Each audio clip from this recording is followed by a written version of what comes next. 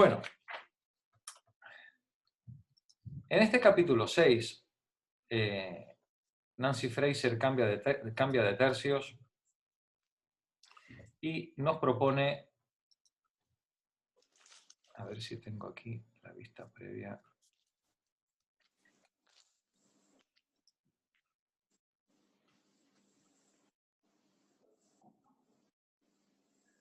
Y nos propone estudiar la segunda etapa del feminismo, la segunda etapa histórica, lo que ella llama la era de la identidad. Y ese paso desde el feminismo de primera época, ese feminismo de corte socialista de los años 60, que estaba centrado en la lucha por la igualdad política y la redistribución, el derecho al trabajo, el derecho a la igualdad de importancia económica dentro de la sociedad, a una nueva teorización feminista, una variante dentro de la lucha feminista, que es la que va a definir las décadas de los 80, 90, con coletazos que llegan hasta hoy, en muchas corrientes, en muchos brazos del feminismo contemporáneo. El texto, como siempre, Nancy Fraser, recordáis que en el prólogo del libro, en la página 28, en este caso, ella hace un resumen de lo que va a tratar el capítulo, que lo vamos a leer dentro de un rato, y luego desarrolla propiamente el capítulo 6. Yo os envié hoy un pequeño resumen traducido de lo que pone Fraser en ambas partes, tanto en la introducción, en la página 28 y 29, como luego la introducción que hace en el capítulo. Y si os parece bien, la vamos a ir leyendo primero mi esquema y luego leeremos lo que pone Fraser en el libro sin traducir, ¿vale? Perdonadme. Pero es que a veces este trabajo de traductor de castellano a castellano a veces me resulta un poco esquizofrénico, ¿no? A veces no sé si soy yo el que está hablando, cuando es Fraser, cuando... Bien, no pasa nada. Afortunadamente, como luego leemos el texto, no tengo miedo de introducir una interpretación mía que no sea acorde a la voluntad de la autora. Bueno, pues como luego vamos a leer a la autora, pues si me he excedido en alguna interpretación, pues bueno, pues luego se corrige o lo corregís vosotras o me lo echáis en cara y en paz. Pues bien, en la página 28, Fraser nos hace un resumen general de qué va esta tercera parte, de qué va esta segunda parte y de qué va concretamente el capítulo 6. Ella nos dice que esto va a tratar, dice, de los cambios acaecidos en el feminismo desde la segunda ola, la lucha por la redistribución, a las políticas de la identidad que definen la lucha por el reconocimiento. La progresiva desunión que se va dando en el movimiento feminista entre estos dos momentos, entre estas dos maneras de interpretar tanto la teoría como la praxis política, esa progresiva desunión, en lugar de enriquecer la lucha en el ámbito de la economía política, nos dice Fraser, dejó a la lucha feminista abandonada al fundamentalismo neoliberal. No era el fin buscado, ni muchísimo menos. Lo que se proponían las feministas de la década del 70 era contrarrestar, matizar los excesos dogmáticos y economicistas, mecanicistas materialistas, de un marxismo mal entendido, de una época de teoría marxista que reducía todo a lucha de clases, entendida por clases obrera, burguesía, no había más categorías, y donde la mujer quedaba oculta en esa teorización como un elemento accesorio, digamos, de la lucha principal, de clases. Bueno, ese fue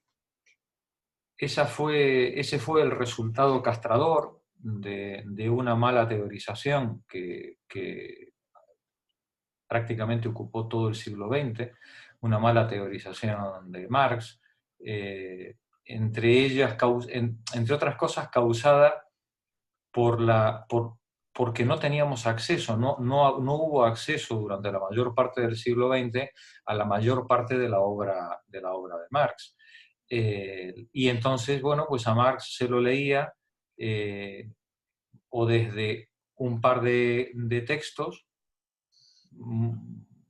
clásicos, como El Capital y el Manifiesto Comunista, o se lo entendía a la luz de sus intérpretes, que era lo que normalmente se leía, ¿no? Las interpretaciones de Engels, las interpretaciones de Lenin, las interpretaciones de Stalin, las interpretaciones de Trotsky, las interpretaciones de Luxemburgo, las interpretaciones de Althusser, las interpretaciones de Adorno, ¿no? Sí, siempre eran las interpretaciones, ¿no? de los que supuestamente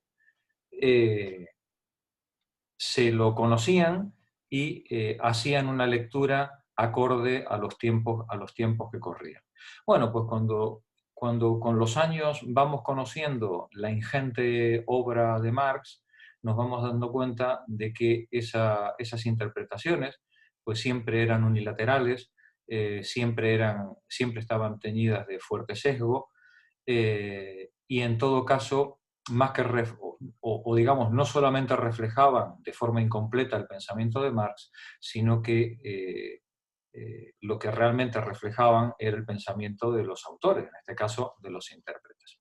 Pues bien, al final, en los años 60, estamos en un momento en el que estas interpretaciones son las hegemónicas en la izquierda, en el mundo, entre comillas, marxista, y contra este tipo de interpretaciones sesgadas, unilaterales, economicistas, mecanicistas, inclusive deterministas, son interpretaciones del materialismo histórico que consideraban que los seres humanos eh, eran meros, o digamos, o que las relaciones sociales, las relaciones culturales, la ideología era meramente epifenoménica en relación a las relaciones de producción y a las relaciones económicas. Contra este tipo de interpretación, bueno, pues concretamente en el feminismo, hay feministas que intentan, ¿cómo decirlo?, enriquecer esa lectura marxista con otro tipo de enfoques. Uno de los enfoques más productivos, o varios de los enfoques más productivos, vinieron por el lado del estructuralismo. Por ejemplo, Levi-Strauss, ¿no? Una de las mentes más poderosas del siglo XX. Y otro de los enfoques también muy productivos y muy enriquecedores vinieron del lado del psicoanálisis. No del propio Freud, no del propio Freud, pero sí de sus continuadores que ya no solamente habían leído a Freud, sino que también habían leído a Heidegger, habían leído a Hegel, habían leído a Marx, y hacen unas relecturas, ya no solamente del psicoanálisis, sino del marxismo, extraordinariamente enriquecedoras, profundas, iluminadoras del hecho social.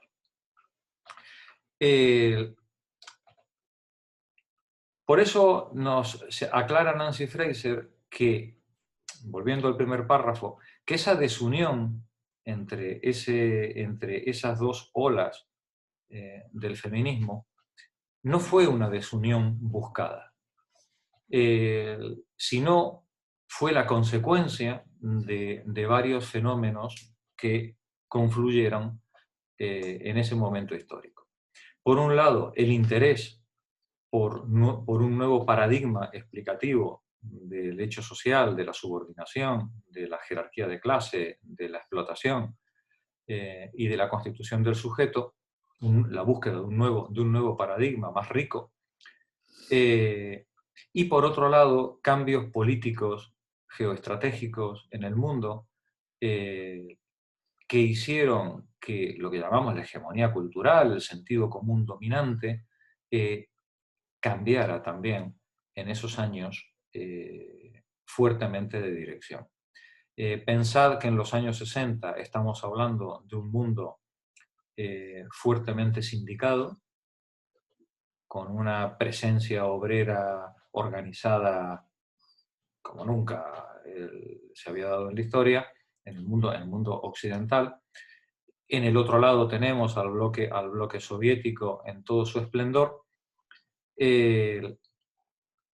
Y en los años 70 se produce una crisis económica coincidente con la crisis del petróleo que hace que determinadas organizaciones o lobbies internacionales, algunos reunidos en torno a ese oscuro club que se llama la Trilateral, propusieran, recuerdo un texto de 1973 que se llamaba Sobre la democracia, escrito por este que luego escribió lo del fin de la historia, que no me acuerdo ahora el nombre, Fukuyama puede ser, o, no recuerdo el nombre. ¿No era Fukuyama, Jorge? Creo que sí, pero no recuerdo exactamente. Eran tres autores los que escribían este informe que encarga la Trilateral, y en la Trilateral el informe que se aprueba es el de que los problemas que sufre el mundo, atención a la terminología, los problemas que sufre el mundo vienen derivados de un exceso de democracia. ¿Vale? Es que... exceso de interés de la gente por la democracia. Claro, es que la gente participa demasiado. ¿No? Y entonces hay que resolver la gobernanza mundial, en estos términos se explica, hay que resolver los problemas de gobernanza desactivando los procesos democráticos. No en vano, a partir de esa fecha, se pone en marcha la tremenda apisonadora que vamos a conocer luego como neoliberalismo, que, bueno, pues va a llegar hasta nuestros días. Todavía la estamos... Gracias, Pepa.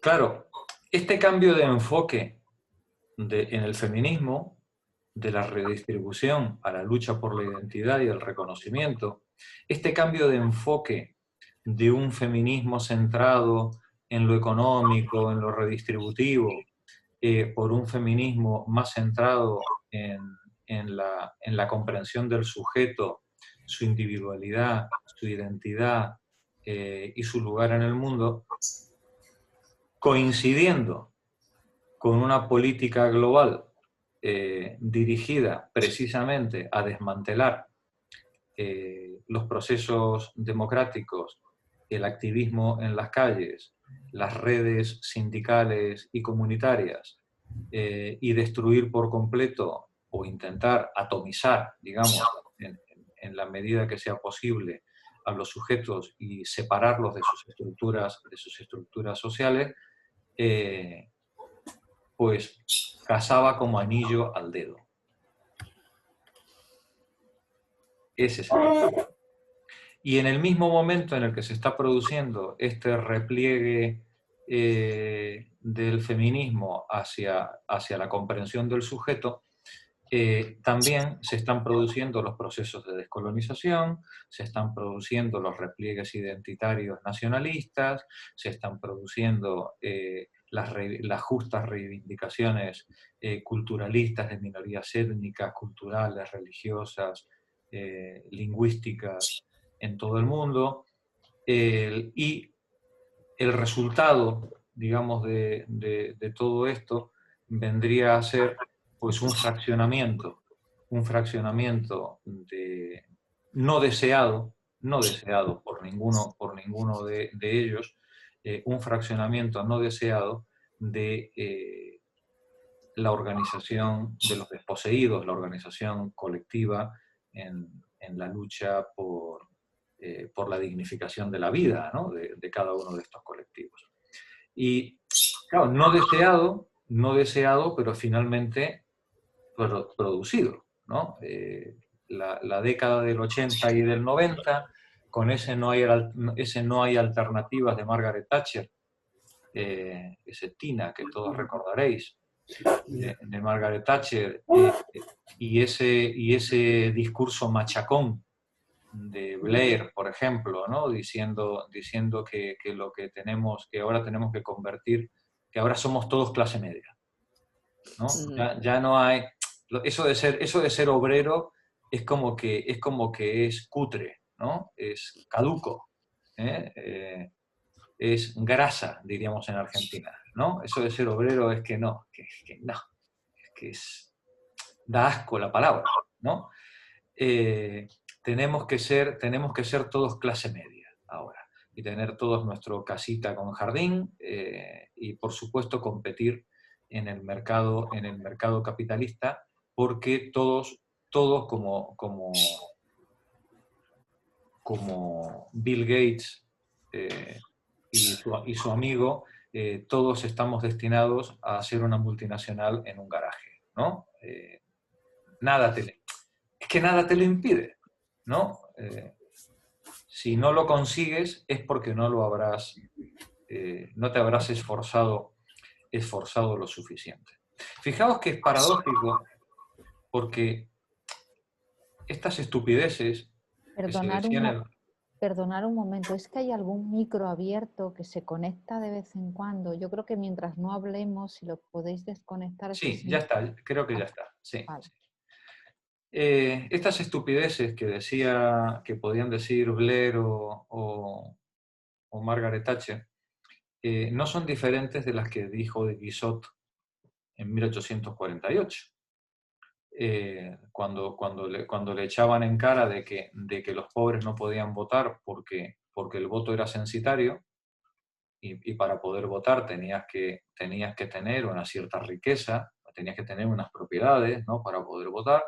Y entonces Guizot se queda así asombrado, ¿no? Y mira al tendido y le dice a la oposición, dice, hombre, es que si no podéis votar porque sois pobres y queréis votar, ¿cuál es el problema? Enriqueceos, ¿no?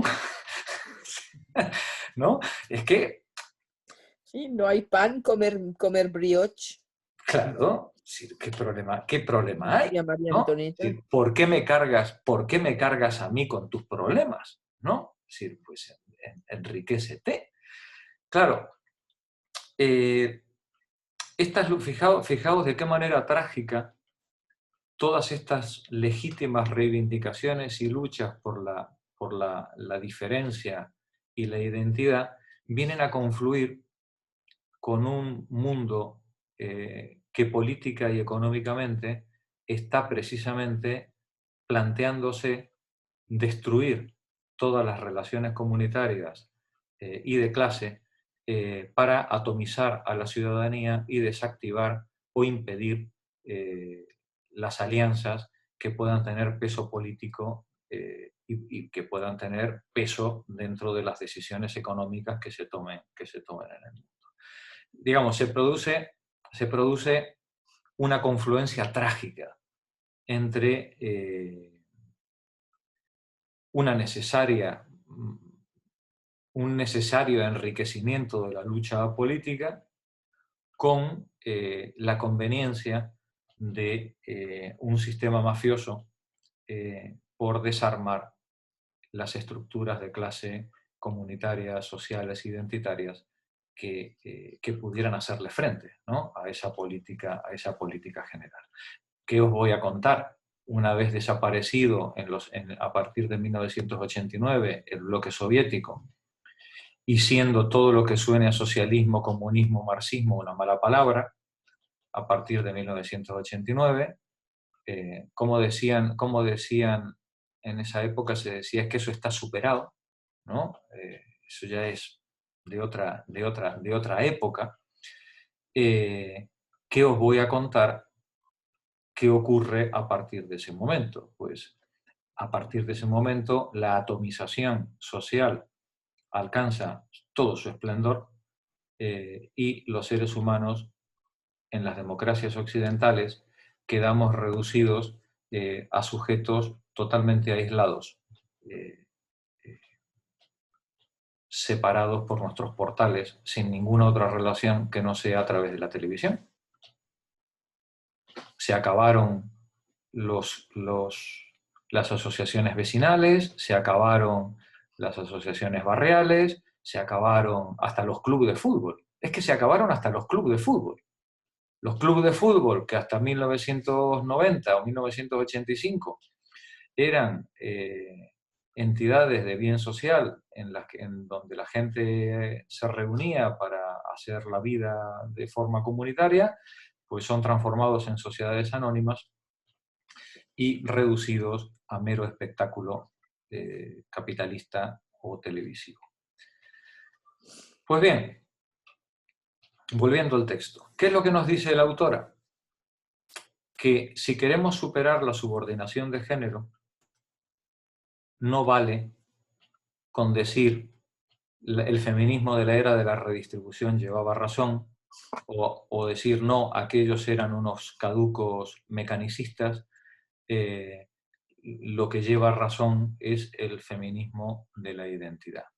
La autora nos dice que si queremos superar la subordinación de género, va a ser indispensable ser capaces de combinar ambos enfoques, redistribución y reconocimiento. Y eso, ya nos anticipa ella, como nos decía Marx en El Capital, eso no va a ser fácil. ¿Por qué? Porque el género es una categoría que se cruza con otros ejes de subordinación. Como veíamos ya en los capítulos anteriores, ser mujer no es solo ser mujer, o ser hombre no es solo ser hombre. Puede ser hombre de clase baja, inmigrante, racializado, con una lengua minoritaria, con una religión excluyente, y como decía el chiste ese, y vos no sabés lo peor, ¿no? Además podés ser argentino, ¿no? Sí, además podés tener la línea completa, ¿no? Sí, claro. Y entonces te cortás las venas con... Claro, el problema es que todos estos ejes, estas enormes cantidades de ejes de subordinación no van por separado. Afectan transversalmente a todos los sujetos. Y en la medida en la que les afectan transversalmente, requieren identidades que a veces son incompatibles o a veces se muestran incompatibles en la lucha política ciertos reclamos identitarios con otros reclamos identitarios. El derecho, por ejemplo, a la expresión religiosa o a la expresión cultural, la expresión lingüística, con el trabajo, con el género, con la raza, con la situación de ser inmigrante o ser nacional, ser inmigrante extranjero o ser inmigrante interno, porque ya sabemos que el desprecio, y especialmente en España lo conocemos muy bien, el desprecio por el inmigrante no es solo... Nosotros no somos especialmente xenófobos, nosotros odiamos a todos los pobres por igual, vengan de donde vengan, ¿no? Nos da igual que vengan de Extremadura o de Galicia, que vengan de Marruecos o de Perú o de donde sea, que sean, ¿no?, blancos o negros. Es más, si es negro con petróleo, entonces ya no hay ningún problema ni con la raza, ni con la cultura, ni con la religión, ¿no? Lo mismo si es musulmán. Entonces, bueno, vemos que todas estas interferencias de los distintos ejes de subordinación se cruzan, complicando tremendamente el problema de la lucha por la emancipación. Nos dice, la lucha por la justicia de género, dice, puede entrar en conflicto o competir con otras luchas que también son legítimas y necesarias, como las de las minorías culturales. Por eso, dice ella, las feministas deberían abandonar una perspectiva de variable única e incorporar enfoques transversales.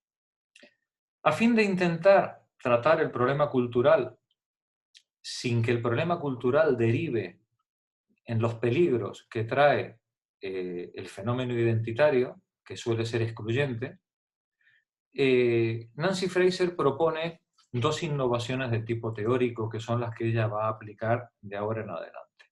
En el plano filosófico nos va a proponer, acordaros su teoría de la justicia del capítulo 3 o el capítulo 4, no me acuerdo lo cual es, va a intentar, nos va a proponer concebir la justicia en términos de paridad de participación, en términos de derecho a la participación, a fin de poder detectar al mismo tiempo los obstáculos económicos y culturales que se puedan presentar, tanto los problemas de distribución como los problemas de, entre comillas, identidad, que ella va a llamar de estatus, más que de identidad.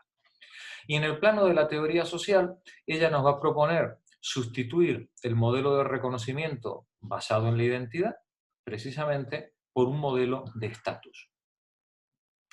Yo no sé por qué, cada vez que yo escribo estatus en el Word, y lo escribo con status, él me pone la E delante. Supongo que el Word sabe más que yo, debe tener algún diccionario de esto, debe estar reconocido, ya me imagino, usar la E delante y ya está. Pero bueno, que sepáis que yo que soy chapado a la antigua, lo he puesto con la S, con la S delante, pero él insiste en ponerle la E. Bien. Nos dice, vamos a sustituir el modelo de reconocimiento basado en la identidad por un modelo de estatus que busca no el reconocimiento de la identidad, sino la igualdad de rango entre los interlocutores, a fin de evitar cosificar, reificar la identidad y evitar que desplacemos u olvidemos el problema de la distribución. Así, de esta manera, dice ella, reconocer la transversalidad de los niveles de subordinación y reinterpretar la identidad desde el estatus nos puede ayudar a reposicionar la política feminista en la era del reconocimiento.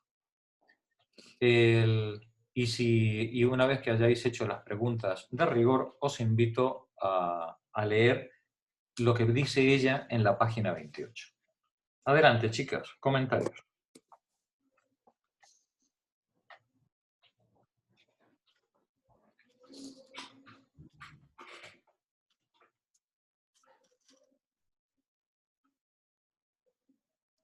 A mí me ha aliviado esta propuesta que está haciendo Nancy Fraser aquí.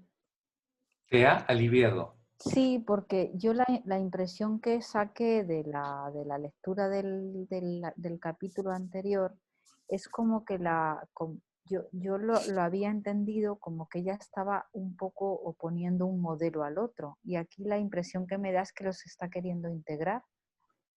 Y me parece muy interesante, quiero decir, porque yo creo que la aportación de los dos modelos, el más materialista y el más relacionado con la identidad de los sujetos y los lugares que ocupan, ¿no? Que junten esas dos, que intente hacer una síntesis de esas dos explicaciones o modelos o etapas del feminismo, me parece súper interesante. Como no había leído lo que venía después, para mí ha sido una sorpresa grata. No sé cómo lo va a resolver ahora en la práctica, pero me parece muy interesante que, y bueno, luego hablar de la transversalidad es fundamental. Efectivamente. Ahora está en boga el término, bueno, ahora no, ya desde hace unos años, el concepto de interseccionalidad, que está, bueno, pues fuertemente relacionado, digamos, con esta idea más primitiva de la transversalidad, ¿no? Efectivamente. A mí me genera un poco de duda, pero porque es como cuando empiezas a cascar un huevo duro, ¿no? O sea, como estoy haciendo clic con la cuchara, ¿no? Pero eso de pasar del concepto, no pasar, sino, digamos, evolucionar el concepto de identidad al de estatus, igualdad de rango, a mí me da un poco de miedito, vamos, pero desde mi desconocimiento, ¿eh? Porque es como si esa lucha por ese reconocimiento identitario quedara un poco como enmascarada, ¿no? Por ese concepto un poco más abstracto de igualdad de rango, de estatus. Digo yo desde mi desconocimiento, ¿eh? Claro. Ella lo va a formalizar muy bien, creo que os va a gustar la manera en la que ella lo formaliza, pero en resumen vendría a ser lo siguiente. La reclamación identitaria tiene el peligro de poder derivar en una interpretación excluyente. Ya. Sí, ¿Vale? esencialista, ¿no? Que es de lo Sí, que critica ella un poco. sí, pero además jerárquica, excluyente. Es decir, lo mío es Mejor. lo mejor, ¿no? Mientras que ella va a decir, cambiemos el foco, porque lo que está reclamando la minoría desplazada no está reclamando, o digamos, no todos están reclamando que lo mío es lo mejor. Lo que están reclamando es el derecho a ser escuchados, Claro. el derecho a ser tenidos en cuenta. Lo que reclama la minoría cultural es la igualdad de participación, la igualdad de estatus dentro del discurso compartido. Que mi palabra sea oída igual que es oída que son oídas las palabras de los demás. Por eso ella va a decir, cambiemos el concepto de identidad, vamos a cambiarlo a la idea de estatus como legítimo derecho a la lucha por el reconocimiento, ¿no? En una igualdad de discurso que nos permita construir una democracia, porque no nos olvidemos de una cosa, de lo que estamos hablando desde que empezó el libro es de democracia. Desde la primera página, cuando ella empezó a hablar de Habermas y de la acción comunicativa, desde la primera página estamos hablando una y otra vez machaconamente de lo mismo, las condiciones de posibilidad de la democracia. Y esas condiciones de posibilidad, una de ellas es el derecho a la palabra. Eso que los griegos, ya os conté yo en la primera sesión, llamaban isegoría, el derecho a la palabra. Sin que la palabra de cada uno de los participantes valga lo mismo que la de los demás y tenga derecho a ser escuchada, es absolutamente imposible construir una democracia. Es imposible. Pues bien, eso es lo que reclama la minoría étnica excluida, o la minoría cultural, o la minoría lingüística, o la minoría religiosa, ¿no? O la minoría racial, o en este caso, la mujer. ¿Qué pasa cuando en una reunión hay 10 mujeres y 3 tíos? Porque solo se oye a los tíos. Oye, es que es tremendo, ¿no? Sí. Es como que, y no es que le quiten, y no es que los hombres, que algunos sí, son muy burros y le quitan el derecho a la palabra a la mujer. Oye, tú mujer, cállate. No, es verdad, sí, hay mucho hombre que es muy burro. No, pero no estamos hablando de eso. Estamos hablando de la mujer que no se atreve a hablar. de la mujer que no se atreve a hablar porque ha sido educada en un trato, en un ejercicio de la palabra, siempre subordinado al orden masculino. Ese es el problema. Entonces, por eso ella hace esta asimilación de todas estas minorías étnicas, culturales, religiosas, lingüísticas, desplazadas, ¿no? Lo asimila también al problema de género, ¿sí? Porque al final, uno de estos elementos en la cuestión del estatus pasa por el derecho a la palabra. Ese derecho a la palabra sin el cual, si una parte de la comunidad no lo tiene, no puede participar de las decisiones políticas que se tomen, ¿vale? Pero bueno, vamos a ver que esto Nancy Fraser lo formaliza bastante mejor que yo, ¿vale? Yo solamente os he hecho un resumen vasto del asunto. ¿Alguna otra duda al respecto? ¿No? Pues bien, vamos a la lectura. Maricruz, empieza, página 28, donde dice el debate feminista acerca del esencialismo.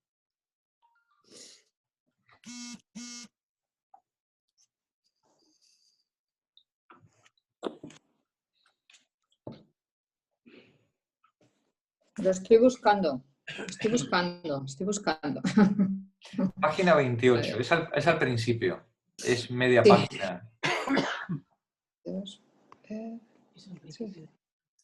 Esto está en segunda parte, ¿no? No, pero Dime, ¿dónde? página 28 del libro. Sí, la tengo. Dime el ¿Vale? párrafo. Sí, el párrafo que empieza el debate feminista. Un momento, Maricruz, que José María está perdido.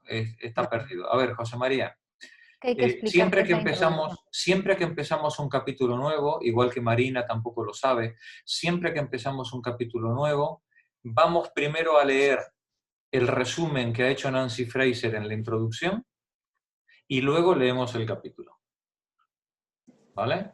Acordaos que cuando leímos la introducción dijimos, ¿para qué vamos a leer toda la introducción completa si luego se nos va a olvidar? Cuando llegue el momento de leer el capítulo ya no nos vamos a acordar qué es lo que nos dijo en la introducción. Entonces, en cada una de las introducciones en cada capítulo volvemos a la introducción. ¿Lo tienes ya? Sí, ya Sí. lo vi. Perfecto. Maricruz, adelante. Sí. El debate feminista acerca del esencialismo se aborda más directamente en el capítulo 6. El diagnóstico del marchitamiento de la imaginación feminista efectuado en la política feminista en la era del reconocimiento, 2001, contempla la progresiva desunión entre reconocimiento y redistribución en la teoría y en la política feministas. Preocupado por la prevalencia de los feminismos culturalistas unilaterales, este ensayo propone unir las mejores observaciones del giro cultural con las perspectivas casi olvidadas, pero aún indispensables del feminismo socialista. Fijaos cómo lo plantea ella.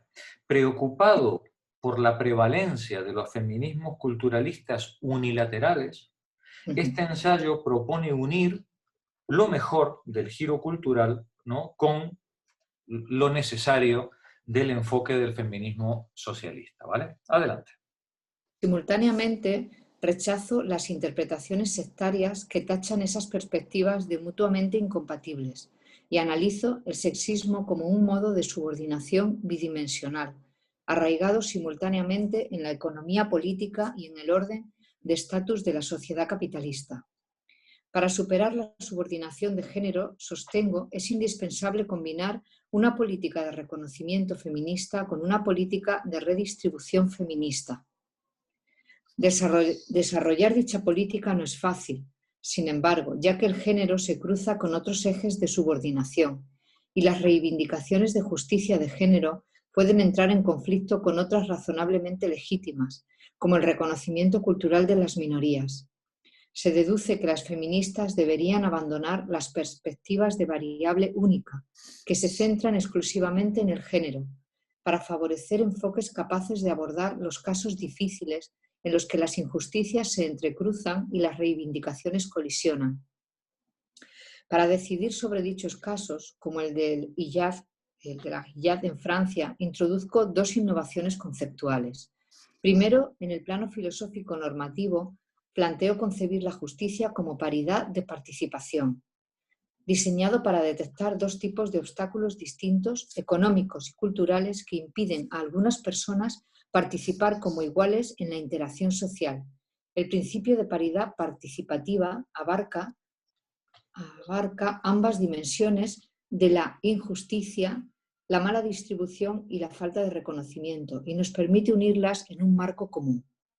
Segundo, en el plano de la teoría social, propongo sustituir el habitual modelo de reconocimiento basado en la identidad por un modelo de estatus, con el objetivo de evitar la tendencia del primero a reificar la identidad y a desplazar las luchas por la redistribución. El modelo de estatus plantea que lo que merece reconocimiento no son las identidades o los contenidos culturales específicos de un grupo, sino la igualdad de rango de los interlocutores en la interacción. ¿Veis? Lo que merece, digamos, lo que ella va a proponer es que lo que hay que reconocer en la política de reconocimiento no es el contenido cultural, sino el derecho a la palabra. Eso es lo que hay que reconocer en la política de reconocimiento, ¿vale? La igualdad de rango entre los interlocutores, ¿vale? Termina el párrafo, Maricruz. Aplicando estos dos conceptos, el capítulo ofrece una nueva interpretación del asunto del pañuelo y una crítica comprensiva a las interpretaciones feministas francesas del término parité. Más fundamentalmente, propone una forma de reposicionar la política feminista en la era del reconocimiento. Vale, gracias, Maricruz. Bueno, ella plantea así el resumen del capítulo, pero el capítulo tiene mucha miga. Os hago un esquema de cómo trata ella el capítulo. No el capítulo, vamos a dividir el capítulo en las 4 partes en las que está dividida. Digamos, ahora os voy a hablar de cómo ella lo introduce al capítulo. Ella nos dice, empieza así: la teoría feminista tiende a seguir el espíritu de los tiempos. Y no puede ser de otra manera. La teoría feminista, como cualquier cosa como cualquier manifestación cultural que emerge de la sociedad, está atada a su tiempo y a sus circunstancias. En los 70, las teorías de género reflejaban aún la influencia del marxismo. En los 70 todavía el marxismo tenía una enorme fuerza política y cultural. Pero sus límites dogmáticos y economicistas hicieron buscar respuestas más ricas en otros modelos interpretativos, nos dice Nancy Fraser, por ejemplo, el psicoanálisis. Y en el mundo anglófono, la escuela de psicoanálisis en boga, que era la de teoría de las relaciones, de la relación de objeto, que os mandé el esquemita por WhatsApp, comenzó a concebir el género desde el punto de vista de la identidad. Mientras en el continente europeo, las lacanianas, ya habíamos visto a Kristeva en su salsa, las lacanianas sustituían la expresión relación de género, que sonaba sociológica, que sonaba demasiado mecánica, por la de diferencia sexual, en referencia al concepto lacaniano de construcción del sujeto frente al orden simbólico. En ambos casos, tanto en las interpretaciones del mundo insular, o anglófono o del continental, en ambos casos la intención no era sustituir ni eliminar el marxismo. De hecho, todas estas corrientes psicoanalíticas eran profundamente marxistas, en gran medida, ¿no? Su intención no era sustituir al marxismo, sino enriquecer una mirada que entendían de economicismo vulgar, de mecanicismo vulgar, enriquecerlo con una visión del sujeto más acorde con los hechos, con la realidad que teníamos delante de los ojos. Pero llegamos a los años 90 y el marxismo está en retirada. Está en retirada con el colapso del bloque soviético, está en retirada en América Latina, que os voy a contar, con la sangría de los genocidas, de todas estas dictaduras infames que tuvimos en esos 20 años anteriores. El marxismo, lógicamente, está en retirada y las feministas adoptan mayoritariamente lo que se dio en llamar el giro cultural, interpretando el género como construcción cultural. Buscando el reconocimiento de la diferencia sexual y centrándose en la deconstrucción de esas categorías que parecían venir impuestas por el androcentrismo, esas categorías de masculino-femenino. Y ese giro cultural también trataba de comprender, de ahondar, de reclamar el derecho a la identidad, a esa identidad que ahora es de género, y a la representación.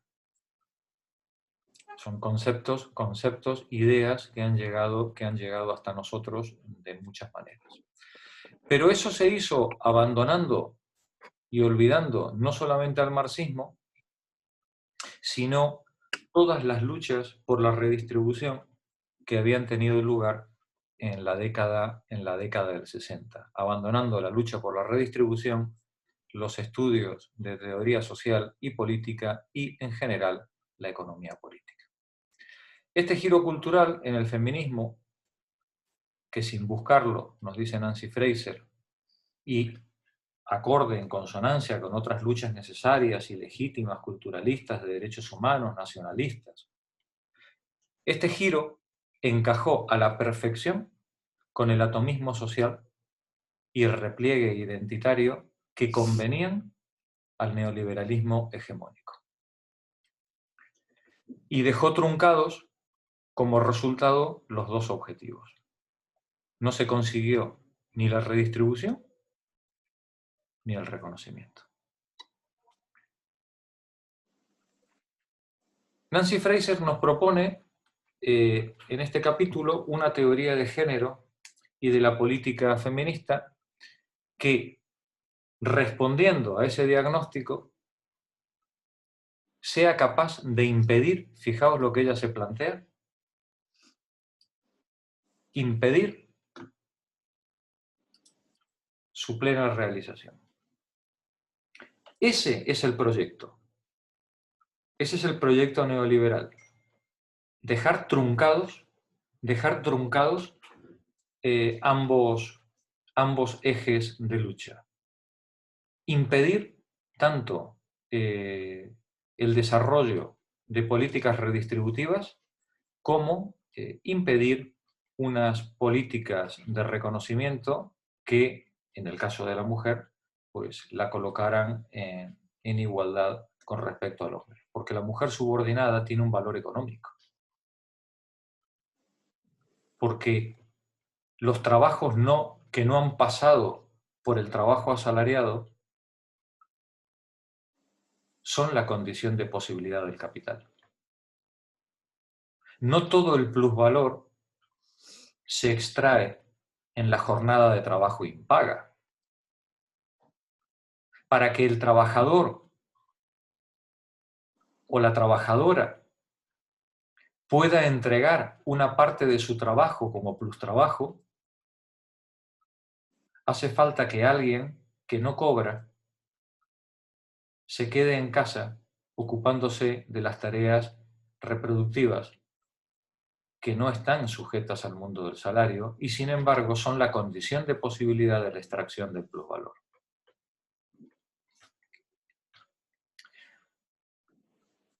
Ese es el proyecto neoliberal. Mantener a capas cada vez mayores de la población fuera del mercado de trabajo para seguir extrayendo plusvalor tanto en el ámbito formal de la economía formal como en el de la economía informal.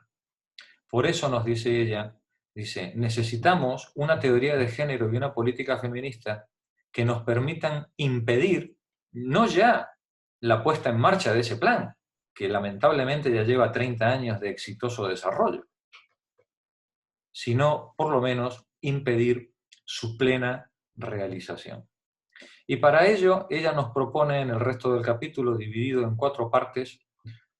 En la primera nos propone un análisis de género que sea suficientemente amplio como para albergar tanto las preocupaciones feministas de la redistribución como la del reconocimiento. En segundo lugar, nos propone una concepción de la justicia que sea igualmente amplia para que dé cobertura a ambos compromisos, el de la redistribución y el del reconocimiento. Y en tercer lugar, nos va a proponer una concepción no identitaria del reconocimiento, la del estatus, que hemos visto antes, que sea compatible con la redistribución. Y por último, va a dedicar el último parágrafo a hacer, que esto a Mercedes le encanta, pues algunos ejemplos prácticos para poder aplicar los conceptos y ver las dificultades que plantea este tipo de teorizaciones. ¿Vale? Y antes de seguir, nos quedamos ahí y entramos con la lectura. Preguntas, chicas.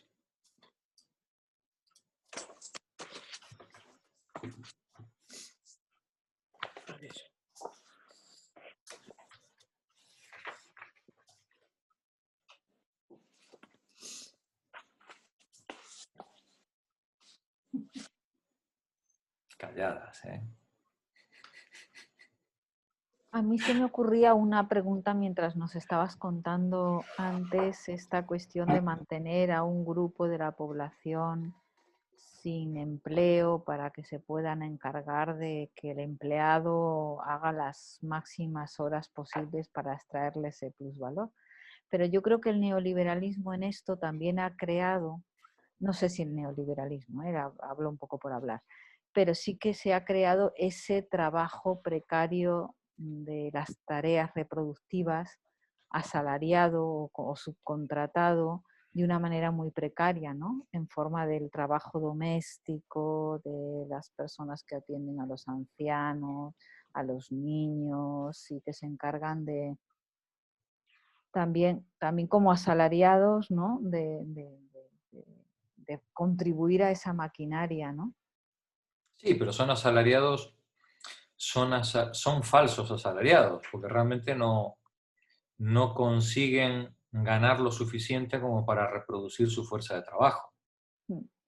Están, digamos, por debajo de la economía formal, que es la que regula el Estatuto de los Trabajadores, por debajo de la economía formal, que apenas abarca a lo mejor al 30% de la población, hay una enorme cantidad de población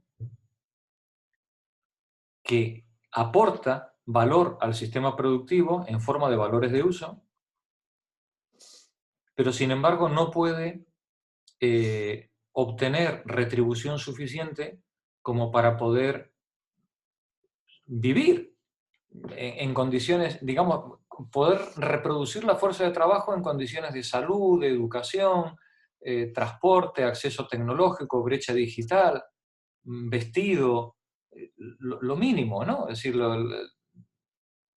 en España decimos los 1.000 euros, ¿no? En España, con un estado del bienestar que ya quisieran en la mayor parte del mundo, porque os recuerdo que sin ese estado del bienestar, por muy destrozado que esté, imaginaos si nosotros ahora no tuviéramos sanidad, ni educación pública, ni bonos de transporte, ni transporte colectivo, imaginaos cuánto tendríamos que ganar, digamos, esos 1.000 euros, a cuánto tendrían que subir para que una persona pudiera tener acceso al mismo nivel de vida.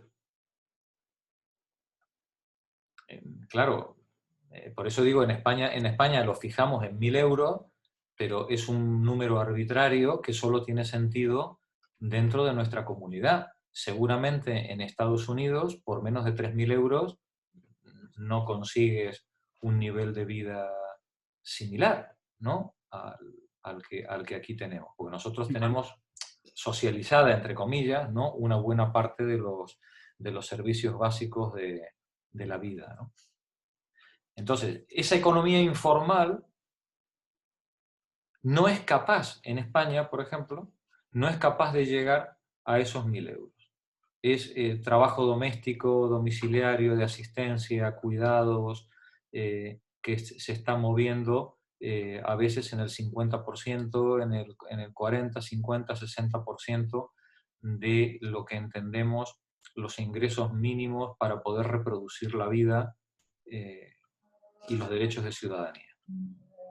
Bien, esa gente produce los valores de uso que los que forman parte de la economía formal necesitan para que se les pueda extraer el plusvalor en su conjunto y poder ser explotados como Dios manda. Sin toda esa inmensa economía oscura, el modo capitalista, tal como nosotros lo entendemos, pues no puede funcionar. Todos esos trabajos informales y fuera del mercado, trabajos reales, no los del cura dando misa, trabajos reales, productores de valores de uso necesarios para la vida, no tienen reconocimiento. Y sin embargo, son la condición de posibilidad del capitalismo. Ese es el punto, ¿no? Y lo que nos está pidiendo Nancy Fraser en todos estos textos y en los que vendrán es que prestemos atención a esas moradas ocultas del capital, a esos zulos, a esas cuevas donde se producen los nutrientes de los que vive la explotación capitalista, ¿no? Había leído Maricruz. Marina, continúa tú la lectura. Vamos a empezar el capítulo 6. El capítulo 6. La política feminista en la era del reconocimiento. Una aproximación bidimensional a la justicia de género. La teoría feminista tiende a seguir el espíritu de los tiempos.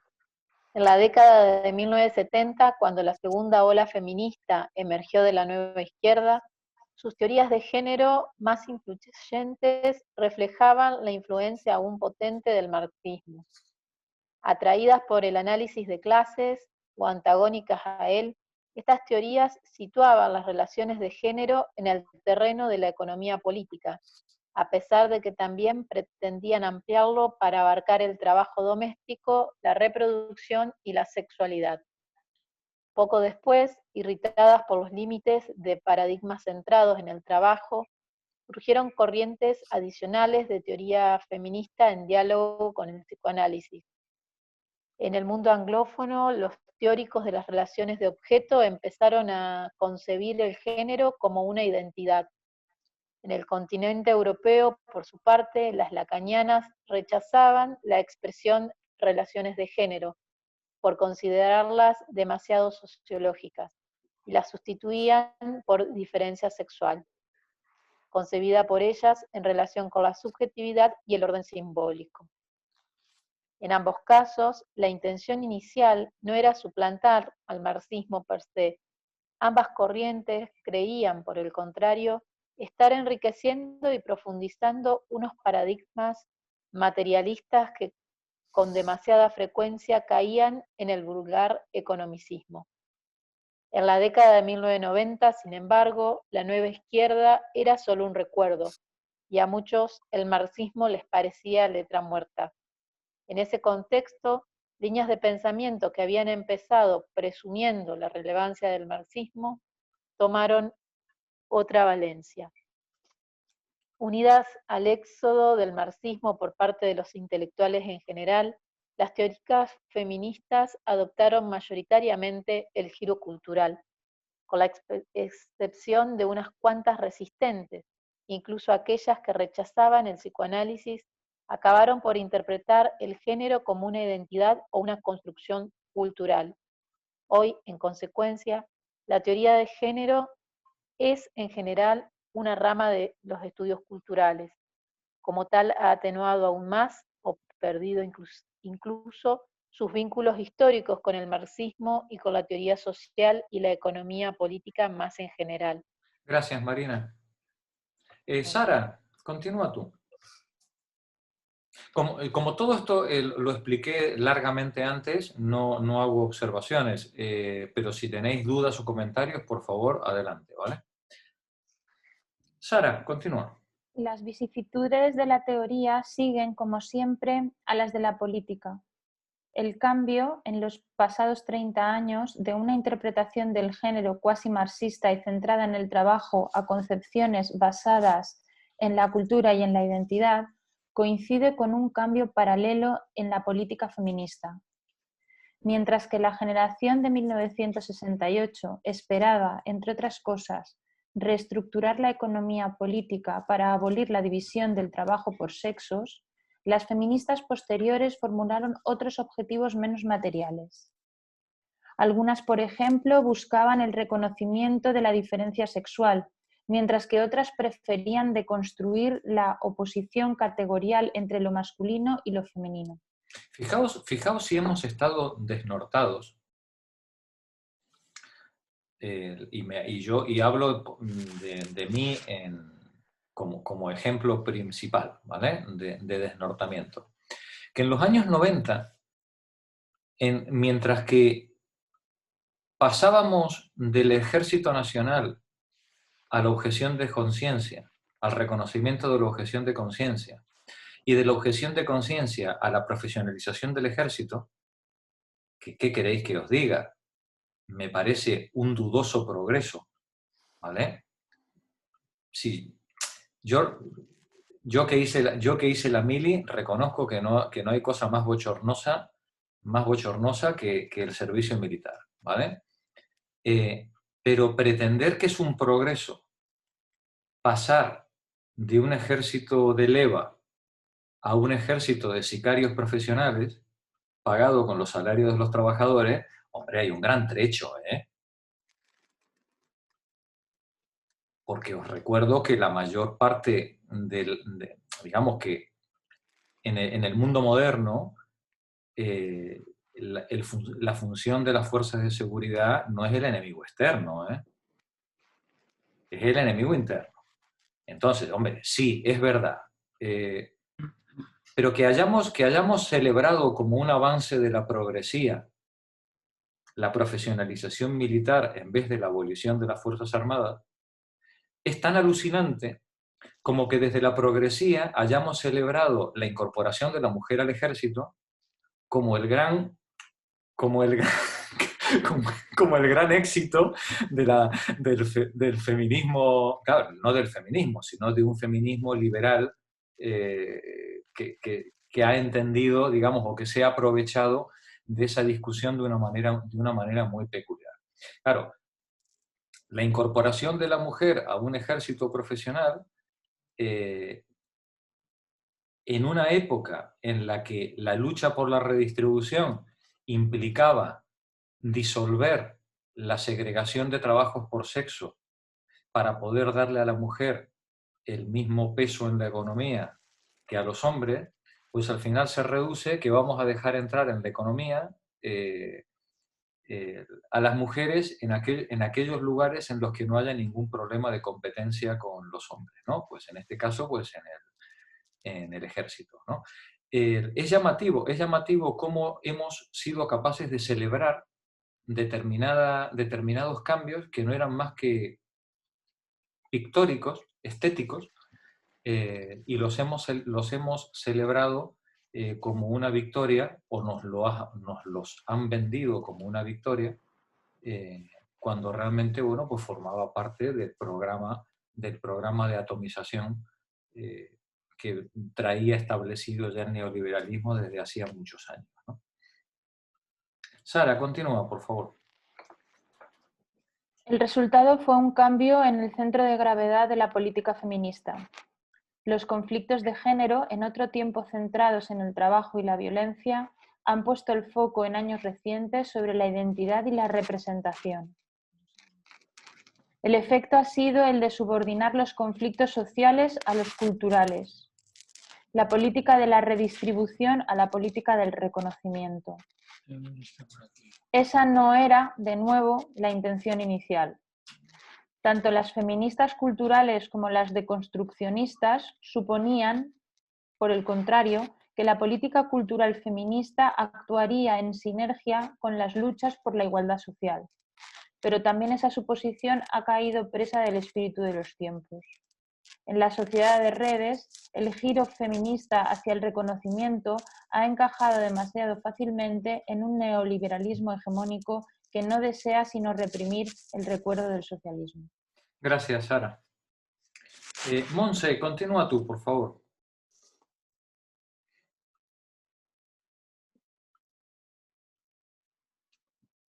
El micro, Monse.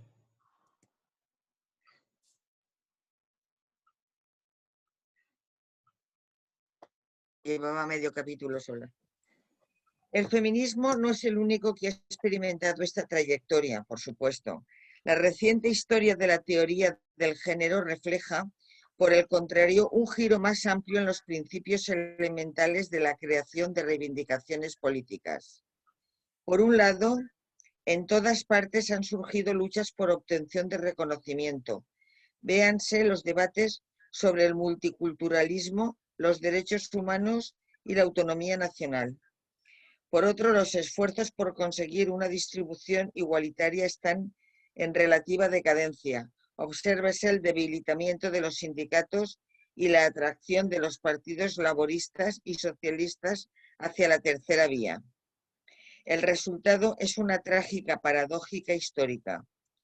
El giro de la redistribución al reconocimiento se ha producido en el mismo momento en el que un capitalismo agresivamente globalizador, liderado por Estados Unidos, está exacerbando la desigualdad económica. Gracias, Monse. Nos dice, en todas partes han surgido luchas por la obtención del reconocimiento. Multiculturalismo, derechos humanos. En España, por ejemplo, las distintas iglesias compiten por el derecho a dar clases de religión en las escuelas. En nombre de la libertad y en nombre de la igualdad. Fijaos que esto es como lo del ejército, ¿no? Dicen, en vez de abolir el ejército, metemos a las mujeres, ¿no? Sí, y aquí, en vez de expulsar la religión de las escuelas, ¿no? Lo que hacemos es oye, que haya clases de religión para todos, de todas las religiones que se les ocurra dentro de la escuela, ¿no? Es decir, es curioso, ¿no? Cómo, digamos, cómo se nos vende el producto desde el argumento de la libertad y de la igualdad de derechos, y lo que realmente se nos está haciendo es una regresión en los sistemas sociales, en este caso, pues, el educativo, ¿no? Continúa leyendo, estaba leyendo Monse. Nani, ¿dónde estás? Que no te veo. Ah, ahí, Nani. Jorge. Sí, Julián. ¿Me oyes? Sí, sí, adelante. Que atención, yo estoy observando que a lo mejor en Estados Unidos se está volviendo a replantear la prohibición del aborto. Bueno, sí, claro. Sí. Claro. Porque eso en Estados Unidos sería una gran regresión. Bueno, son terraplanistas, ¿no? Es decir, pueden hacer... No, pero sería la influencia que se transmite enseguida a nivel internacional. Claro. Se puede repetir ya otra vez hasta aquí. Claro. Estados Unidos la enorme fuerza económica que tiene, y militar, por supuesto, faltaría más, también es cultural. Estados Unidos no solamente nos coloca la Coca-Cola y las hamburguesas del Burger King. Claro, si nos quiere colocar las teorías creacionistas y nos quiere colocar el derecho a la vida en contra del aborto, pues claro que puede, efectivamente. El problema el centro del imperio, en este caso Norteamérica, es el centro del imperio y claro, tiene una fuerza cultural, bueno, hegemónica, pues claro, faltaría más. En el arte, en la política, en la religión, en todo. En el coronavirus, Que Claro. tenemos un presidente que nos va a vender su sistema. Claro, si el presidente norteamericano dice que hay que beber cloro, pues a beber cloro. Oye, pues, Jorge, ¿no? Pero, a ver, un comentario y me callo. A su vez, están saliendo por ahí comentarios a nivel internacional que ya hablan de imperios que emergen y imperios que decaen, hablando de la trascendencia de lo que hace Trump en cuanto que desprestigia toda una imagen de Estados Unidos que hasta ahora nadie pensaba que se iba a ser tan deteriorada. Hablan exactamente del imperio chino, el poder chino que se está extendiendo y surge, imperialismo que surge, y hablan de Estados Unidos como imperio que decae. Bueno. Ya he leído todos los 3 artículos de esos que lo dicen claramente. Sí. No, sí, ojalá.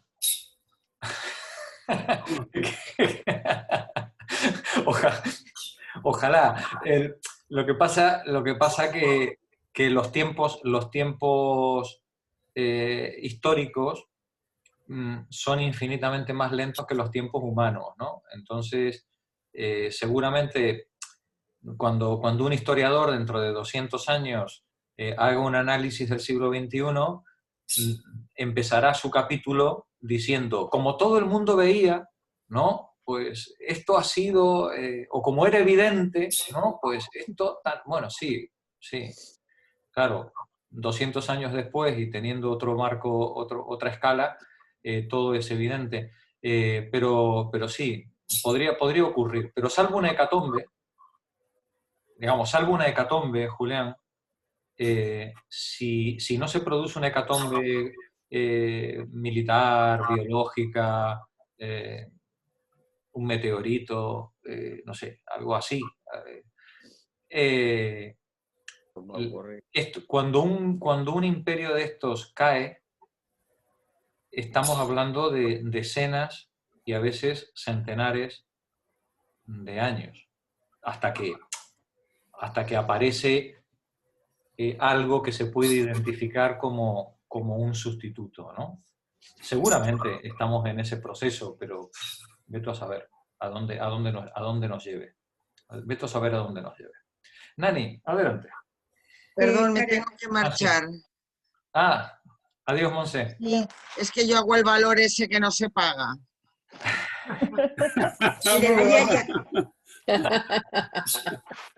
Muy bien, Monse, tú reclamas. Una pregunta, Jorge. Sí. Cuando, supongo que esto a lo mejor lo hablaríais en las otras clases y seguramente me lo he perdido, pero sí, a lo mejor una simple aclaración me puede más o menos orientar.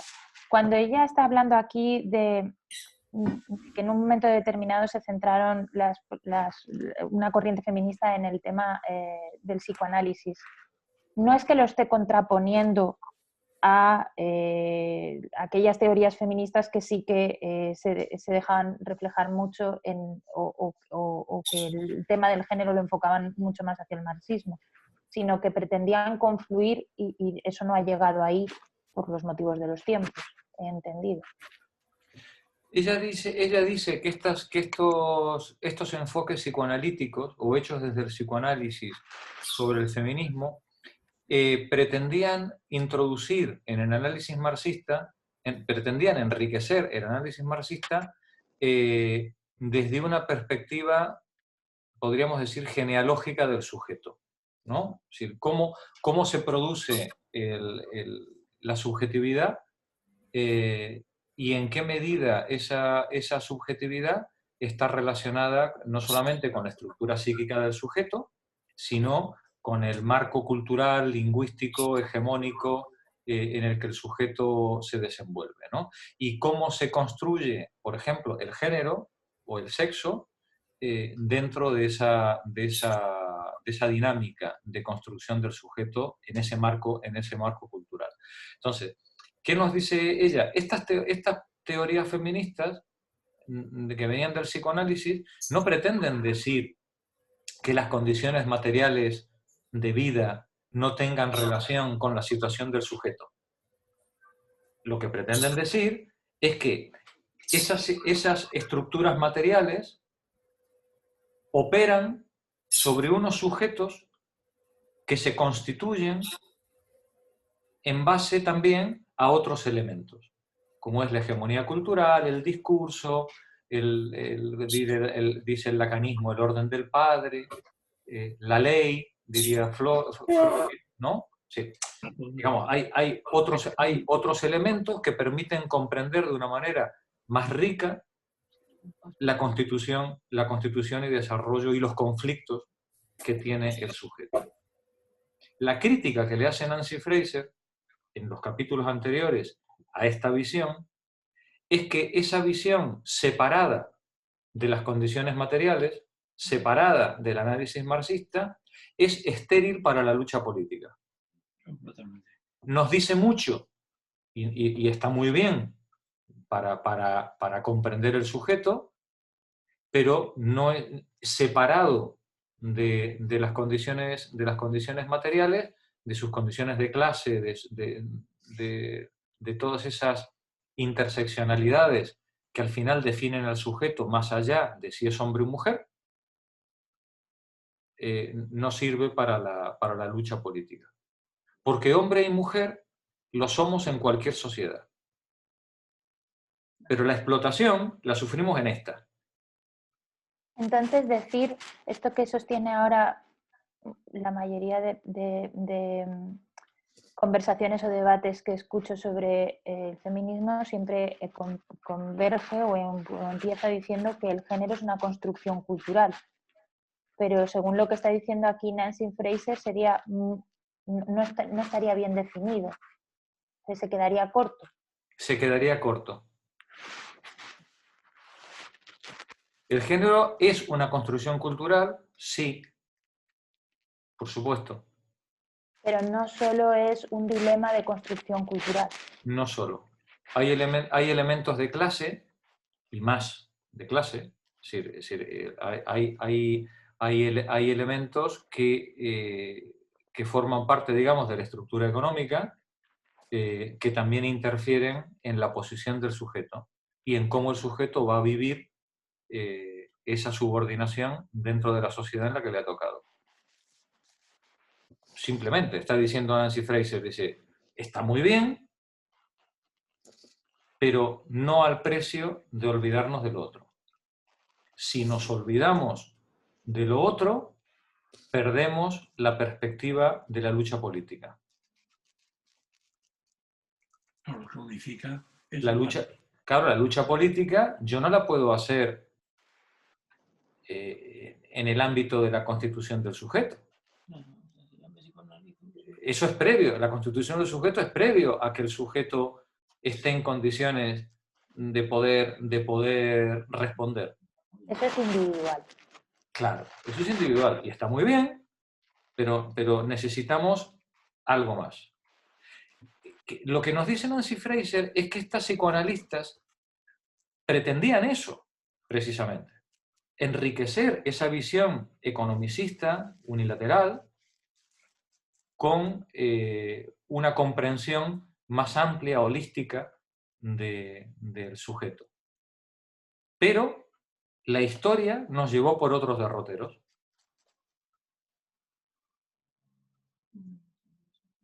Ese sería, digamos, la pega.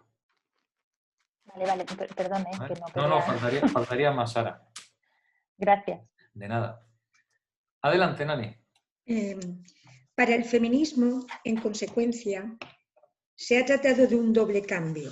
Por una parte, el giro al reconocimiento representa una ampliación del conflicto de género y una nueva interpretación de la justicia de género, la cual, no limitada ya a cuestiones de distribución, abarca ahora... Ahí falta una letra.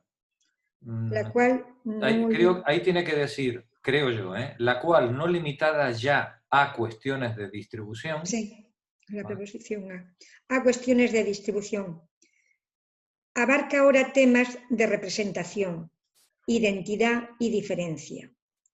El resultado es un gran avance respecto a reductivos paradigmas economicistas que tenían dificultades para conceptuar los perjuicios no derivados de la división del trabajo, sino de patrones de valor cultural androcéntricos. Vale, entonces nos dice Nancy Fraser, dice, ¿este giro cultural aportó algo? Por supuesto que aportó algo. Sí, por supuesto. Este giro cultural, por una parte, nos dice, permitió ampliar el conflicto de género a cuestiones que antes no estaban contempladas, ¿no? Como por ejemplo las cuestiones de representación, identidad y diferencia. El resultado es un gran avance con respecto a los reductivos paradigmas economicistas que consideraban que todo venía provocado por la división del trabajo. Continúa, Nani. Por otra parte,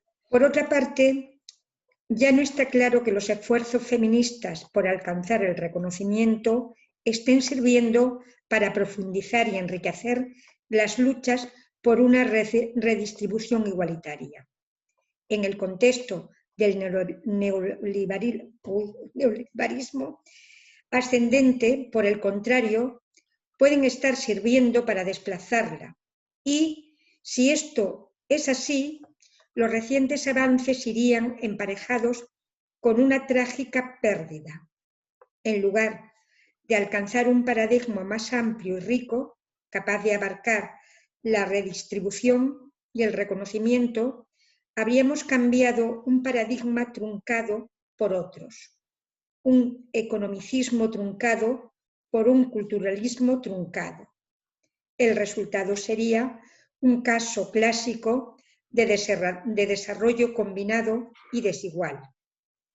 Los notables avances recientes del feminismo en el eje del reconocimiento coincidirían con una paralización del avance o incluso en retroceso en el eje de la distribución. En el eje de la distribución, ¿vale? Hemos ganado cuota y perdido salario, ¿no? Por ejemplo, ¿no? Sí, pero ahora ya tengo derecho a la cuota, ¿no? Sí, pero del 30% del salario no hablamos, ¿no? Sí, hablamos solo de la cuota. Continúa Pepa Martínez. Esa al menos...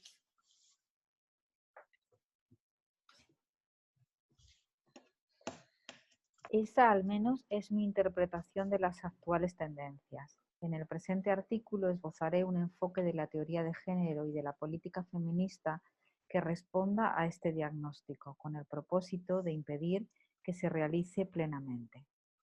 Lo que tengo que decir se divide en 4 partes.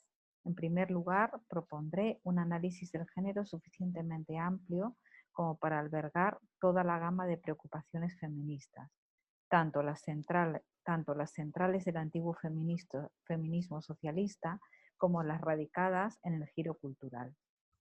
Para complementar este análisis, propondré, en segundo lugar, una concepción igualmente amplia de la justicia, capaz de abarcar la distribución y el reconocimiento. Y tercero, una explicación no identitaria del reconocimiento capaz de actuar en sinergia con la redistribución. Por último, examinaré algunos problemas prácticos que surgen cuando intentamos imaginar reformas institucionales capaces de corregir simultáneamente la mala distribución y la falta de reconocimiento. En los 4 apartados rompo con los enfoques feministas que se centran exclusivamente en el género. Sitúo las luchas de género, por el contrario, como una rama, entre otras, de un proyecto político más amplio dirigido a institucionalizar la justicia democrática en múltiples ejes de diferenciación social.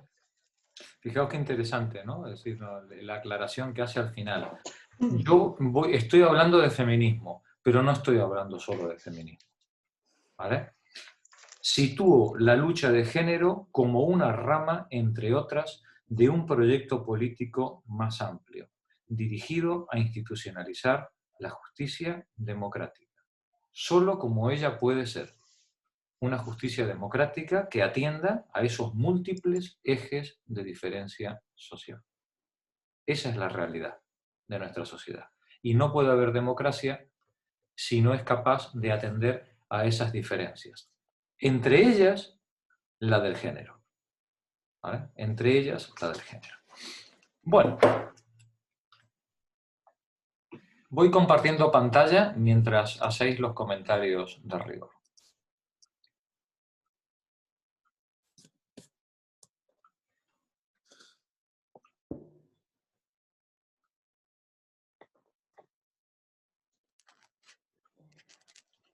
¿Se va entendiendo, chicas? Sí, pero... Sí. Sí.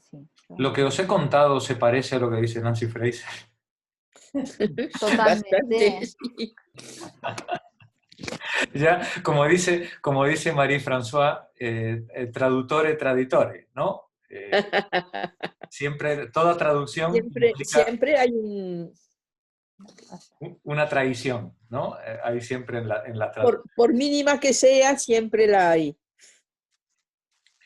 Bien, ella ahora entonces nos decía que va a dividir lo que queda de texto para tratar de unir estos dos enfoques en una teoría comprensiva y que sea práctica. Ella va a intentar desarrollar este asunto en 4 partes. En una primera vamos a definir el género, vamos a hacer un análisis de género suficientemente amplio para que pueda reunir las preocupaciones feministas, tanto las de la redistribución como las del reconocimiento, y luego iremos ya a la concepción de justicia y a la propuesta de identidad como estatus, y finalmente los casos prácticos. En este primer parágrafo, que es el género, ella nos va a decir que nos va a proponer concebir el género desde un punto de vista bidimensional, no unilateral, bidimensional. Nos dice, superar el economicismo del marxismo vulgar, así como la unilateralidad de los enfoques culturales, exige que seamos capaces de reintegrar ambos enfoques en una visión bidimensional, totalizadora, que dé razón de ambas, enriqueciendo sus respectivos puntos de vista. Desde el punto de vista distributivo, el género nos aparecerá como una diferencia similar a la de la clase que arraiga en la estructura económica de la sociedad. Eso es lo que vamos a estudiar desde el punto de vista distributivo, cuando veamos el género desde el punto de vista distributivo. El género es una posición de subordinación similar a las posiciones de subordinación de clase. Pero desde el punto de vista del reconocimiento, el género se nos va a aparecer como una diferencia de estatus. Esa diferencia de clase, desde el punto de vista del reconocimiento, aparece como una diferencia de estatus, como una diferencia en el derecho a la palabra, a la participación, arraigado en un orden jerárquico de la sociedad. Un orden jerárquico que es independiente del económico, pero que se le suma. Por eso, cuando sumamos las distintas posibilidades de subordinación que tiene un sujeto, esas distintas posibilidades de subordinación pueden ser relativamente independientes, y de hecho en cierta medida lo son, pero en otras medidas no. En otra cierta medida tienen que ver con la clase. Fijaos, el género es una de las pocas que atraviesa todas las formas de subordinación. Así como digamos, tú puedes ser negro o musulmán o baptista y pertenecer a la clase baja, a la clase media o a la clase alta, cuando hablamos de la posición de subordinación de la mujer, atraviesa absolutamente todo el resto de las formas de subordinación. Es curioso, ¿no? Qué inquina, qué encono, ¿no? Con el tema de la mujer, ¿no? Es decir, la mujer aparezca donde aparezca, en cualquiera de los otros ejes de subordinación, siempre aparece en una posición de subordinación con respecto a los varones ya subordinados por esos otros ejes. Esto es sorprendente, ¿no? Y, bueno, merece estudiarlo. Por eso nos dice ella que son dos aspectos, dos dimensiones del problema de género que son...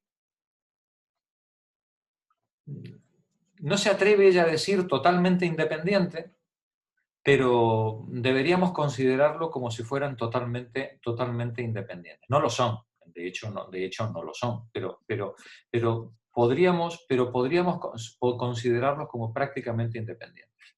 Nos dice ella, dependiendo del momento histórico, la estructura social y la situación del sujeto, seguramente esa posición de subordinación en lo redistributivo o esa posición de subordinación en lo cultural seguramente no tienen el mismo peso. Y no es lo mismo ser mujer en la clase media burguesa europea que ser mujer en Arabia Saudí, aunque pertenezcas a la clase media. Seguramente no tiene el mismo peso. La posición cultural y redistributiva según el momento histórico cultural. Pero en todo caso, ninguna de ellas es reducible a la otra. Esto es lo importante. Lo cultural no es reducible a lo económico y viceversa, o al menos no lo es en su totalidad, de ninguna manera. Y no cabe disyuntiva, por tanto, no cabe elegir entre la política de la redistribución y la política del reconocimiento. No vale decir, bueno, mira, ahora vamos a centrarnos en la igualdad formal y luego vamos cuando la tengamos resuelta, discutiremos la igualdad material, o viceversa. No, no vale. Tenemos que ser capaces, tenemos que ser conscientes de que los avances solo se producirán avanzando simultáneamente en ambas líneas, en ambas dimensiones. La lucha feminista contra la subordinación de las mujeres, nos dice ella, tiene que atender a ambos frentes simultáneamente en un enfoque bidimensional. ¿Vale?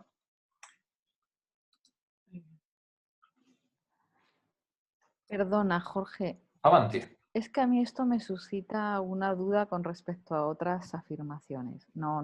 Tampoco tengo un especial interés en que sea todo súper coherente, pero si durante los capítulos anteriores se está justificando de alguna forma que no sirve para la lucha política toda la lectura que se hace de la cuestión del reconocimiento, ahora lo que está planteando es justo lo contrario, es decir, con esta bidimensionalidad estamos siempre intentando no dejar atrás ninguna de esas dos cuestiones, precisamente porque no hay ninguna posibilidad de avance político si nos olvidamos de ninguna de ellas, ¿no?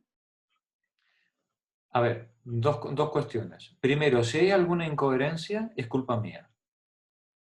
El texto es diáfano, ¿vale? Es decir, si hay alguna incoherencia, la asumo. Intentaré solucionarla. Lo que ella dice es que las luchas por la identidad acabaron abandonando acabaron olvidando Totalmente de acuerdo. Quiero las decir, luchas es que por la es redistribución. uno de los riesgos evidentes. Sí. Claro. Yo Y eso lo comprendo y lo comparto. y en la medida en que el feminismo se centró en la lucha por el reconocimiento de la diferencia, y olvidó la lucha política por la redistribución, se volvió inerte desde el punto de vista político. Totalmente. Hasta Eso es ahí lo que está diciendo. y lo comparto, sí. Pero seguramente esa no era la postura de Kristeva, ni mucho menos la de Butler. Lo que ocurre, que sí puede ocurrir, digamos, lo que sí puede ocurrir es que muchos seguidores hagan un análisis sesgado y crean que todo pasa o que todo esto se resuelve, por ejemplo, con una lucha por los símbolos o por las cuotas.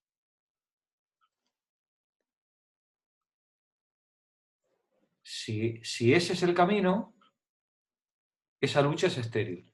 Claro, claro. No vas a transformar la sociedad. Y no la vas a transformar porque las transformaciones políticas tienen que tener impacto en el modo productivo. Toda transformación política que no tiene impacto, que no transforma el modo de producción, es epifenoménica, es estética. Dice, no, vamos a tratar bien a los esclavos. Ya, pero siguen siendo esclavos. Por bien, no sé, por bien que les trates, siguen siendo esclavos. Para que un esclavo deje de ser esclavo, tiene que dejar de ser esclavo, perdonad la redundancia. No me basta con que le ponga chaqueta, corbata, lo bañe, le dé vestido, le dé educación, estudios superiores, lo trate bien, le dé inclusive hasta derechos humanos de los esclavos. Sigue siendo esclavo. Sí, para que la lucha política del esclavo tenga efectos en la práctica y duraderos, tendrá que cambiar su posición dentro del sistema productivo.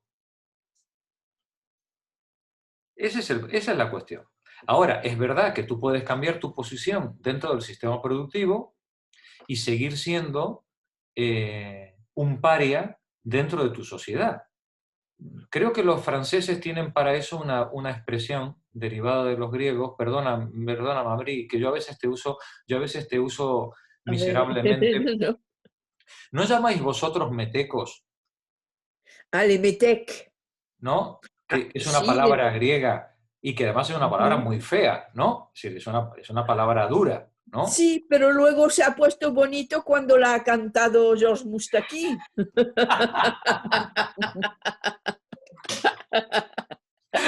Mira, ahí tienes un ejemplo. Cómo un meteco puede cambiar de categoría social, ¿no? Sin cambiar de categoría económica, ¿no? ¿No? Pero bueno, digamos, ¿qué pasa? El meteco es el extranjero, ¿no? O el hijo de pero extranjero. el extranjero mezclado de muchas cosas. Quiere decir, el metec no es un extranjero puro, de una raza pura. Sí. El metec es una mezcla de muchas cosas que viene de fuera. Sí, pero por ejemplo, ¿tú habrías llamado meteca a Kristeva? No. No, ¿verdad que no? No. No, es que el metec además es que es un pobre, un metec normalmente no hay un metec rico. ¿Ves? Mira, qué casualidad. Qué casualidad, ¿verdad? El metec es eso. ¿No? Pueden haber algunos que lleguen a ricos. Claro. Pero no es la normalidad del género, diríamos. Claro.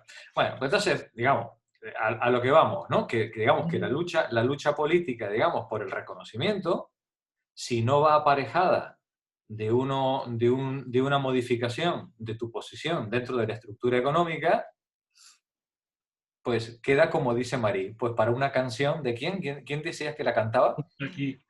Georges Moustaki. Moustaki. Luego os la cuelgo. Eso, Además, yo creo que hasta la ha cantado en español, ¿eh? Ahí, Si la genial. encuentro en español, también os la cuelgo en español. Genial, genial, genial. Bueno, pues eso. Yo creo que Nancy Fraser nos está diciendo eso. No está diciendo que la lucha por el reconocimiento sea inane para el cambio político. Porque al final, la lucha por el reconocimiento permite tejer ciertas identidades colectivas que pueden facilitar la acción política, ¿no? o que pueden generar la acción política. Lo que nos está diciendo es que si solo se queda ahí, se queda en la fiesta del orgullo. ¿Vale? La fiesta del orgullo sudamericano, la fiesta del orgullo musulmán, la fiesta del orgullo gay, ¿no? Y bueno, y la fiesta del orgullo está muy bien, pero no cambia tu posición de subordinación. ¿Vale? ¿Sí? Esa es mi interpretación, ¿eh? Pero como siempre, está abierto a que cada uno aquí lea lo que le parezca más adecuado. ¿Quién iba a leer ahora? ¿Lo designé? No, ¿verdad? Perdona, No, terminé Jorge, yo. yo quería añadir una cosa, y es que, aparte de todo lo que has dicho, que estoy bastante de acuerdo, bueno, completamente de acuerdo, está la vergüenza. La vergüenza que encima las mujeres, sea en la sociedad que sea, o sea el estatus que tengan, o la raza o cultura, esta sociedad patriarcal también le ha inculcado para que se calle, para que no reivindique, para que acepte y para que siga el estatus, digamos, de subordinación. Claro, pero no solamente eso. Cuando la señorita que a veces viene a ayudarnos en las tareas que podemos tener en nuestras casas, o la persona que cuida al mayor, que suele ser racializada y extranjera, o cuando el peón labriego en la finca del capitalista se dirige hacia su jefe y le dice señorito, señor o no sé qué, ¿qué está haciendo? Si no es refrendar su condición de subordinación. Es que el problema es que lo tenemos tan interiorizado, es decir, está tan metido en nuestro Casi en nuestro ADN. Sí, en nuestro ADN cultural, llamémoslo, ¿no? Es decir, lo tenemos Sí, cultural. tan metido que no nos ofende. No nos ofende.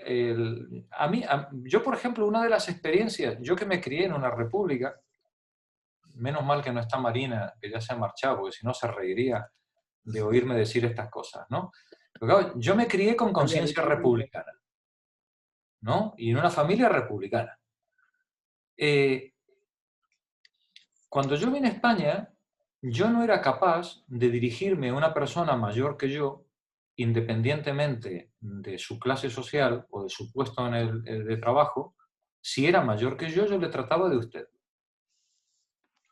Yo no era capaz. No era capaz. Yo pensaba, mi padre me pegaría 2 hostias como me viera tutear a una persona mayor que yo. Cuando yo llegué a España, lo primero que me ocurrió fue llevarme sucesivas broncas espantosas por parte de mi jefe de cómo que yo me dirigía de usted a los peones. Al peón lo tienes que tutear, porque tú eres su jefe. No, pero es que ese señor es mayor que yo. ¿Cómo que lo voy a tutear? ¿Cómo voy a tutear yo a una persona que puede ser mi padre? Es que tú tienes que tutearle porque ese no es nadie. No es nadie.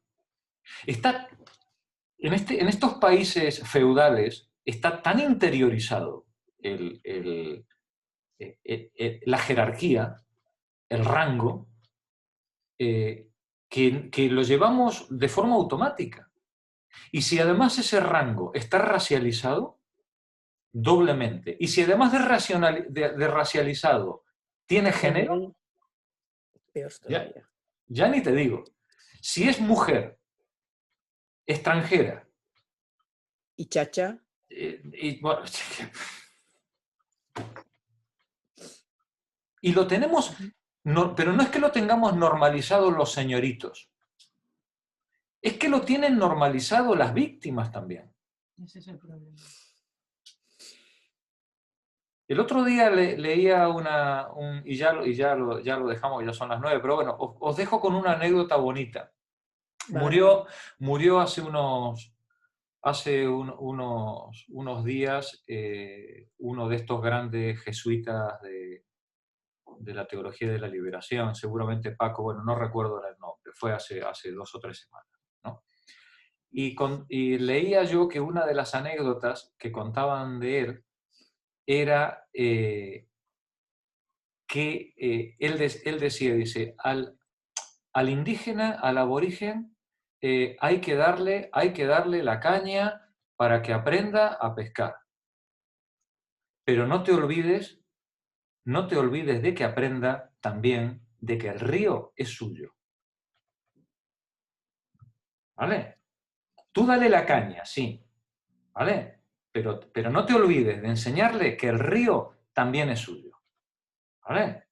A ver si nos vamos a quedar solo en la caña. Y el río va a resultar que es del señorito. ¿Vale? Muy buena anécdota, sí, Jorge. Muy buena anécdota, qué buena. Muy bueno, muy bueno. Y muy no me acuerdo, bonita. lo buscaré el nombre, porque seguro que Paco le conocía a este hombre. ¿Vale? Casaudáliga. Sí. Casaudáliga, efectivamente. Era jesuita, ¿no? Era jesuita, ¿no? Sí, decía, tú dale la caña, sí. Bueno, chicas, lo dejamos aquí. Seguimos el miércoles que viene. Muy bien, venga. Gracias. Buenas noches a Adiós. todos. Buenas noches. Buenas noches. Buenas noches. Buenas noches.